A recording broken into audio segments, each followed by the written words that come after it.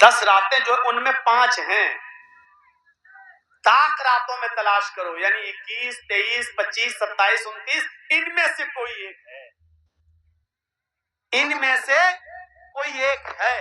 تو اب ہمیں 5 جاگنا ہے، 5 میں سے کوئی ایک ملے گی، لیکن حقیقت میں وہ رات ایک ہی ہے، جاگنا 5 ہے، 5 میں سے کوئی ایک ہے۔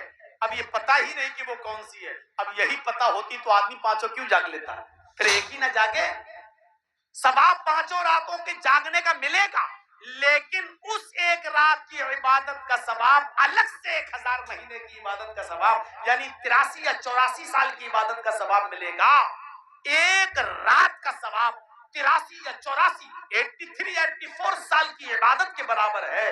اگر پوری زندگی میں 80 سال کی عمر میں کوئی آدمی کا انتقال ہوا، 20 سال اس نے شروع میں نماز نہ پڑھی، روزے نہیں رکھے، اور 20 سال کے بعد نماز پڑھی، روزے رکھے، اور 80 سال تک وہ برابر نمازیں پڑھتا رہا، روزے رکھتا رہا اور رات جاگتا رہا، تو اپنی زندگی میں 60 رمضان کے مہینے پائے گا، اور 60 رمضان کے مہینے میں 60 راتیں اگر پا گیا تو میرے بھائیوں، اور ایک رات کا ثواب 83 یا 84 سال کی عبادت کے برابر ہے، تو بتائیے کہ اس آدمی کا ثواب کاؤنٹ کر پاؤ گے، گن پاؤ گے کہ کتنا ثواب اس کو ملے گا؟ صحابہ کرام میں ایک نے کہا تھا، اللہ کے رسول، حضرت نوح کی عمر 900 سال 950 سال تھی، اس زمانے میں لوگ 500 500 600 600 سال تک زندہ رہتے تھے، تو ظاہر ہے کہ عمل بھی زیادہ کرتے تھے، تو وہ لوگ نیکیوں میں آگے ہوں گے، ہم نیکیوں میں پیچھے ہوں گے، ہم لوگ 60 70 80 سال کی عمر میں ختم ہو جاتے ہیں۔ اے اللہ کے نبی، دعا کیجئے اللہ ہمیں بھی زیادہ عمریں دے تاکہ ہم زیادہ اعمال کریں۔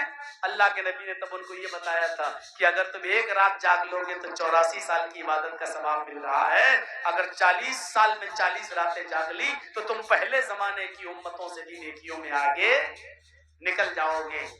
اللہ تعالیٰ نے ہماری امت کی عمریں کم رکھی ہیں، لیکن ثواب زیادہ رکھا ہے، ثواب زیادہ رکھا ہے، ہم اس کم عمر میں بہت زیادہ ثواب پا سکتے ہیں۔ آپ ایک نماز پڑھنے گئے ظہر کی، آپ کو 1 رکعت کا ثواب نہیں ملا، آپ کو 10 کا ثواب ملا۔ آپ نے 1 روزہ رکھا، آپ کو 1 روزے کا ثواب نہیں ملا، آپ کو 10 روزوں کا ثواب ملا۔ اور رمضان کے مہینے میں اگر آپ نے 1 روزہ رکھا تو آپ کو 70 روزے کا ثواب مل رہا ہے۔ رمضان کے مہینے میں اگر آپ 1 رکعت نماز پڑھ رہے ہیں نفل تو اس کا ثواب فرض کے برابر ہے، اور 1 فرض رکعت پڑھ رہے ہیں تو اس کا ثواب 70 فرض رکعت کے برابر ہے۔ غور کرو، عمریں کم ثواب زیادہ۔ نہیں مانو گے، ان کے ماں اور باپ سے پوچھو، یہ ضرور رات میں پیدا ہوئے ہوں گے۔ ہمارا دل کہتا ہے یہ رات میں پیدا ہوئے ہوں گے، دن کی پیدائش نہیں ہے ان کی۔ چلیے اب اگر تو میرے بھائیوں، ہماری عمریں کم ہیں، وقت کم ہے، لیکن ثواب زیادہ رکھ دیا ہے تاکہ ہم قیامت کے دن پچھلی امتوں سے ثواب میں پیچھے نہ رہ جائیں۔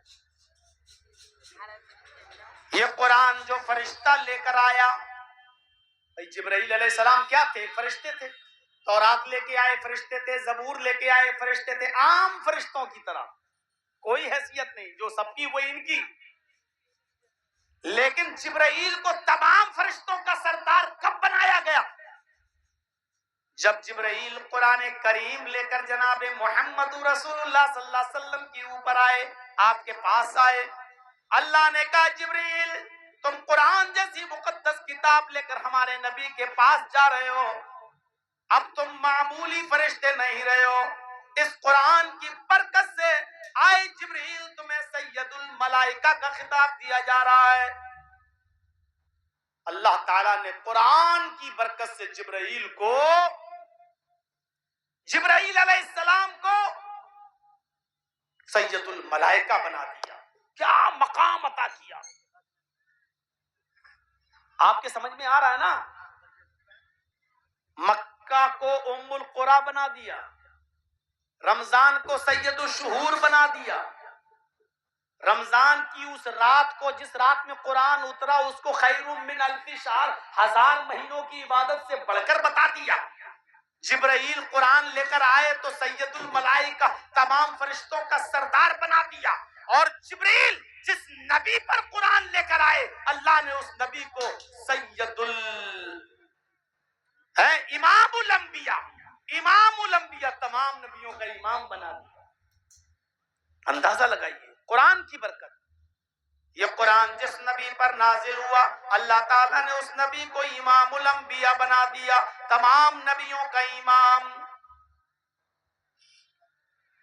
بیت المقدس میں آپ نے تمام نبیوں کی امامت کی، سارے نبی آپ کے پیچھے کھڑے ہیں، محمد رسول اللہ آگے کھڑے ہیں، آپ نے ان کو نماز پڑھائی اور سارے نبیوں نے آپ کے پیچھے نماز پڑھی۔ اللہ نے آپ کو امام الانبیاء بنا دیا۔ اور سنو میرے بھائیوں، قرآن جو لوگ پڑھتے ہیں اور قرآن جو لوگ پڑھاتے ہیں، اللہ تعالیٰ نے ان کے مقام اور ان کے مرتبے کو بھی بلند کر دیا۔ اللہ کے نبی فرماتے ہیں خیرکم من تعلم القرآن وعلمہ، تم میں سب سے بہتر لوگ وہ ہیں جو قرآن کو خود سیکھتے ہیں اور دوسروں کو سکھاتے ہیں۔ قرآن کا پڑھنے والا دنیا کا سب سے اچھا طالب علم اور قرآن کا پڑھانے والا دنیا کا سب سے اچھا استاذ۔ یہ ہے علماء کا مقام اور یہ ہے علم کا مقام۔ پوچھو اے تورات بتا تو کیسی کتاب ہے؟ پوری تورات میں جواب نہیں ملے گا۔ پوچھو اے انجیل بتا تو کیسی کتاب ہے؟ پورے انجیل میں جواب نہیں ملے گا۔ اے زبور بتا تو کیسی کتاب ہے؟ زبور میں جواب نہیں ملے گا۔ پوچھو ہندو بھائیوں کی کتابوں سے، اے رگ وید، یجروید، اتھرو وید، سام وید، بتاؤ تم کیسی کتابیں ہو؟ یہ کتابیں بھی اس کا جواب نہیں دیں گی۔ قرآن سے پوچھو کیا ہے قرآن بتا تو کیسی کتاب ہے؟ قرآن میں ڈھونڈو، قرآن اس کا جواب دے گا اور چیخ کر اعلان کرے گا ذالک الکتاب لا ریب فیہ، یہ قرآن ایک ایسی کتاب ہے جس کے اندر شک اور شبہ کرنے کی کوئی گنجائش نہیں۔ یہ قرآن جواب دے گا۔ دنیا کی ساری کتابیں خاموش، لیکن قرآن آپ کو جواب دے گا۔ یہ قرآن ایک ایسی کتاب ہے جس میں شک کرنے کی کوئی گنجائش نہیں۔ تورات سے پوچھو کن لوگوں کے لیے تجھے اتارا گیا ہے؟ زبور سے پوچھو کن لوگوں کے لیے اتارا گیا ہے؟ انجیل سے پوچھو کن لوگوں کے لیے تم آئی ہو؟ ویدوں سے پوچھو تم کن لوگوں کے لیے بھیجے گئے ہو؟ نہ تورات جواب دے گی، نہ زبور، نہ انجیل، وید بھی خاموش نظر آئیں گے۔ قرآن سے پوچھو اے قرآن تو کن لوگوں کے لیے آیا ہے؟ اے قرآن تو کن لوگوں کے لیے اتارا گیا ہے؟ قرآن جواب دے گا ھدی للمتقین، یہ قرآن اللہ سے ڈرنے والے لوگوں کے لیے ہدایت ہے۔ یہ قرآن اللہ سے ڈرنے والے لوگوں کے لیے نازل کیا گیا ہے۔ جو اللہ سے ڈرتے ہیں یہ قرآن ان کے لیے اتارا گیا ہے۔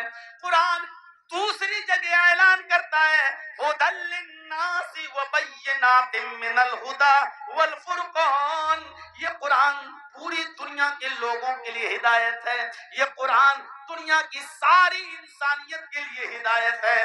جو اس کو تعصب، نفرت، گھرنا کی چادر اتار کے پڑھے گا یہ قرآن ان کو ہدایت دے گا، یہ قرآن ان کو روشنی دے گا۔ میرے پیارے ساتھیوں، یہ قرآن ساری دنیا کی انسانیت کے لیے ہدایت ہے۔ یہ جواب دے گا۔ تورات سے پوچھو تجھے لانے والا نبی کون؟ جبکہ ہم مانتے ہیں کہ تورات موسیٰ پر نازل ہوئی، انجیل عیسیٰ پر نازل ہوئی، زبور داؤد علیہ السلام پر نازل ہوئی، لیکن ان کتابوں میں جواب موجود نہیں ہے۔ پوچھو اے تورات تجھے لانے والا نبی کون؟ تورات خاموش۔ پوچھو اے زبور تجھے لانے والا نبی کون؟ زبور خاموش۔ اے انجیل تجھے لانے والا نبی کون؟ انجیل بھی خاموش۔ کسی بھی ہندو پنڈت سے پوچھ لو کہ یہ وید کس کے اوپر اترے، کون سا نبی لے کے آیا؟ رام چندر جی کی زندگی پر لکھی ہوئی کتاب کیا وہ کہیں گے رامائن. کرشن جی کی زندگی پر لکھی ہوئی کتاب کون سی؟ وہ کہیں گے گیتا اور مہا بھارت. پوچھو پھر یہ وید کیسی کتابیں ہیں؟ پوچھو یہ وید کا لانے والا کون ہے؟ یہ آسمانی آکاشی کرن ان کو مانتے ہو، آسمانی کتابیں تم ان کو مانتے ہو، تو ان کتابوں کا لانے والا نبی کون؟ کوئی پنڈت اس کا جواب نہیں دے پائے گا. ویدوں میں بھی اس کا جواب موجود نہیں. تورات خاموش، زبور خاموش، انجیل خاموش، وید خاموش. قرآن سے پوچھو آئے قرآن تجھے لانے والا نبی کون؟ کس کے اوپر تو اتاری گئی ہے؟ اللہ نے کس نبی کے اوپر تجھے اتارا؟ قرآن جواب دے گا نزل علی محمد. یہ قرآن محمد کے قلب اطہر پر اتاری گئی ہے. اس قرآن کا لانے والا نبی جناب محمد رسول اللہ ہے. قرآن جواب دے رہا ہے. تورات سے پوچھو ہے تورات کس مہینے میں تو نازل ہوئی؟ خاموش. زبور سے پوچھو ہے زبور تو کس مہینے میں اتری؟ زبور بھی خاموش. یہی سوال دو قدم آگے بڑھ کر انجیل سے پوچھو ہے انجیل تو کس مہینے میں نازل کی گئی؟ انجیل بھی خاموش. ہندو بھائیوں سے پوچھو تمہارے وید کس مہینے میں اترے ہیں؟ کس مہینے میں نازل ہوئے؟ وید بھی خاموش. کسی کتاب کے پاس اس کا جواب نظر نہیں آئے گا. قرآن سے سوال کرو آئے قرآن تو بتا تو کس مہینے میں اتارا گیا ہے؟ کس مہینے میں اللہ نے تجھے نازل کیا ہے؟ کس مہینے میں تو اترا ہے؟ قرآن آپ کو جواب دے گا شہر رمضان الذی انزل فیہ القرآن. رمضان کا مہینہ وہ بابرکت مہینہ ہے جس مہینے کے اندر یہ قرآن نازل کیا گیا. رمضان کا مہینہ وہ مہینہ ہے جس مہینے کے اندر یہ قرآن اتارا گیا. قرآن جواب دے گا. قرآن دو قدم آگے اور بڑھ کر بتائے گا. تم پوچھتے ہو کس مہینے میں اترا؟ تو رمضان میں اترا. اب پوچھو گے رات میں اترا کہ دن میں اترا؟ قرآن اس بات کا بھی جواب دے گا اِنَّا أَنزَلْنَاهُ فِي لَيْلَةِ الْقَدْرِ. ہم نے اس قرآن کو شب قدر میں اتارا، لیلۃ القدر میں اتارا. رمضان کی طاق راتوں میں سے کسی خاص طاق رات میں اتارا. یعنی یہ قرآن رمضان کے مہینے میں نازل ہوا ہے اور یہ قرآن رات میں شب قدر میں لیلۃ القدر میں نازل ہوا ہے. دنیا کی ساری کتابیں خاموش. قرآن جواب دے گا. اور قرآن کی صداقت کی سب سے بڑی دلیل یہ ہے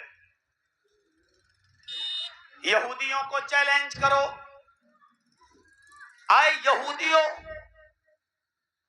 تمہاری کتاب کون سی؟ وہ کہیں گے تورات.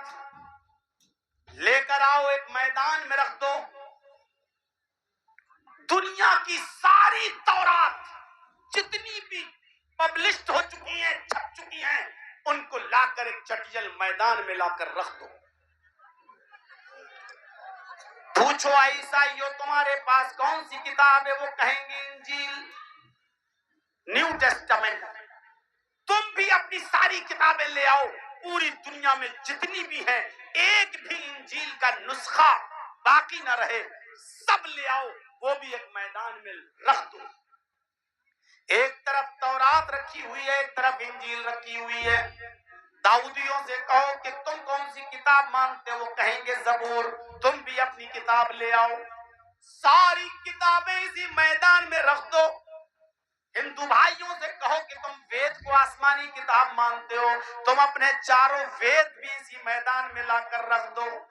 پوری دنیا کی ساری کتابیں جن کو لوگ پڑھتے ہیں اور جن پر ایمان رکھتے ہیں اس کو ایک میدان میں لا کر رکھ دو اور مسلمانوں سے پوچھو تم کون سی کتاب پر ایمان رکھتے ہو، وہ کہیں گے قرآن، تم قرآن کو بھی اٹھا لاؤ اور ایک میدان میں رکھ دو، پوری دنیا میں ایک بھی قرآن باقی نہ رہنے دو، سارے کے سارے قرآن اٹھا کر اسی میدان میں لے آؤ۔ تورات بھی آ گئی، زبور بھی آ گئی، انجیل بھی آ گئی، وید بھی آ گئے، قرآن بھی آ گیا۔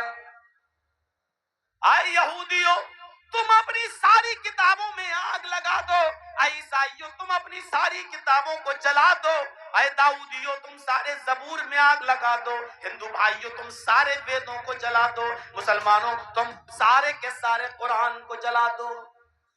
ساری کتابیں جل گئیں، اب جو کتاب باقی رہ جائے، جو کتاب محفوظ ہو وہی اصلی کتاب ہے، جو مذہب باقی رہ جائے وہی اصلی مذہب ہے۔ سب جلنے کے بعد پھر یہودیوں کو چیلنج کرو کہ اپنی کتاب لاؤ، نہیں لا پائیں گے، عیسائیوں سے کہو کہ انجیل لاؤ، نہیں لا پائیں گے، داؤدیوں سے کہو کہ اپنی کتاب زبور لاؤ، نہیں لا پائیں گے، ہندو بھائیوں سے کہو کہ وید لاؤ، نہیں لا پائیں گے، اور ہم مسلمانوں کو چیلنج کرو کہ قرآن لاؤ تو مدرسہ اسماء للبنات کا ایک چھوٹا سا طالب علم اٹھے گا، آپ چھوٹے چھوٹے مدرسوں کا ایک 10 سال کا بچہ اٹھے گا اور الف لام میم سے شروع کر کے والناس کی سین تک آپ کو قرآن سنا دے گا، پھر اس قرآن کو پبلش کر دیا جائے گا۔ میرے بھائیو ساری کتابوں کو جلا دو، جو کتاب اپنی اصلی شکل میں بچ جائے وہی اصلی ہے، وہی اوریجنل ہے، وہی اللہ کی طرف سے نازل کی ہوئی ہے، جس کو قیامت تک کوئی ہٹا نہ سکے، بگاڑ نہ سکے، ایک نقطہ بھی اس کا چینج نہ کر سکے، وہی اوریجنل مذہب ہے، وہی اوریجنل کتاب ہے، وہی اللہ کی طرف سے نازل کی ہوئی اوریجنل کتاب ہے۔ غور کر کے دیکھ لو میرے بھائیو، چلے یہ چپتی اور چپتی کے شور پہ قرآن کو بدلنے کے جو 3 میں نہ 13 میں، جو 3 میں نہ 13 میں یہ چلے قرآن کو چینج کرنے کے لیے۔ تم سے پہلے بھی تمہارے باپ دادا اٹھے تمہارے ہی جیسے، وہ نہیں بدل پائے، تم بدلو گے؟ تصور کریے میرے بھائیوں یہ قرآن کی صداقت کیا ہے۔ اس کتاب سے ہمارا رشتہ ٹوٹ رہا، ہم اس کتاب سے دور ہیں، اس کو ہم نے قسمیں کھانے کے لیے بنا لیا ہے، اس کو ہم نے دکان میں خیر و برکت کے لیے بنا رکھا ہے، کوئی مر جائے تو بخشنے کی کتاب سمجھ رکھا ہے۔ ارے یہ دستور العمل ہے، یہ بین الاقوامی قانون ہے، یہ ہمیں زندگی گزارنے کی اصول بتاتا ہے، اور اسی دنیا میں ہم سے کمیاں، برائیاں اور کوتاہیاں ہو جائیں تو اسی دنیا میں اس کی سزا متعین کرتا ہے۔ چوری کرتے ہو والسارق والسارقۃ فاقطعوا ایدیہما، چوری کرنے والے مرد اور چوری کرنے والی عورت کا ہاتھ کاٹ ڈالو۔ زناکاری کرتے ہو، دوسروں کی ماں اور بہن اور بیٹیوں کو غلط نظر سے دیکھتے ہو، موبائل پر گفتگو کر کے ان کو ہوٹلوں میں بلا کر ان کی عزت و آبرو سے کھیلتے ہو۔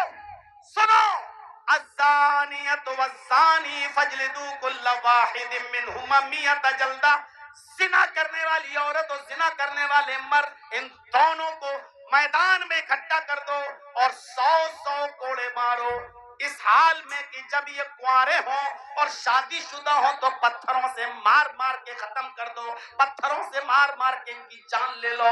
یہ قرآن یہ سزا متعین کرتا ہے، اسی لیے اس دنیا کے بنانے والے نے بتایا ہے کہ اس دنیا کو کیسے چلاؤ گے، دوسروں کی بہنوں بیٹیوں کی حفاظت کیسے ہوگی، تمہارے بیٹوں کی حفاظت کیسے ہوگی، چوری سے اپنے معاشرے کو کیسے صاف کیا جائے گا، بچایا جائے گا۔ آپ اس گائیڈ لائن پر عمل کریں گے تو یہ دنیا چلے گی، اس گائیڈ لائن سے ہٹ جائیں گے تو وہی حال ہوگا جو آج مودی جی کا ہے پسٹل فائل کھلنے کی بات۔ گائیڈ لائن سے ہٹو گے تو تمہارا بھی وہی حال ہوگا۔ کون سا حال؟ ہر جگہ مارے جاؤ گے، کاٹے جاؤ گے، پریشان کیے جاؤ گے، لنچنگ ہوگی تمہاری۔ گی تمہاری. دنیا کے کسی بھی ملک میں جا کر دیکھ لو آج ہماری حیثیت کیا ہے. پاکستان میں مسجدوں میں بم پھوڑے جا رہے ہیں, وہاں ہم چین و سکون کے ساتھ نہیں. ایران کا حال دیکھ لو آج کس کنڈیشن میں ہے. سیریا کے اندر ہماری کنڈیشن دیکھ لو کیا ہے. مصر کے اندر ہماری پوزیشن دیکھ لو کیا ہے. جارڈن کے اندر ہمارا حال دیکھ لو کیا ہے. لیبیا کے اندر ہمارا حال دیکھ لو کیا ہے. فلسطین کے اندر ہماری پوزیشن دیکھ لو کیا ہے. ضربت علیہم الذلۃ والمسکنہ. دنیا کے کسی دور میں مسلمان اتنا ذلیل نہیں تھا, اتنا رسوا نہیں تھا, اتنا بے عزت نہیں تھا, اتنا ذلیل اور اتنا انسلٹڈ نہیں تھا جتنا آج کے اس دور میں ہے. خود اپنے بھارت کے اندر دیکھ لو آپ کی حالت کیا ہے اور آپ کی کنڈیشن کیا ہے. آپ اپنے آپ کو زندہ سمجھتے ہو؟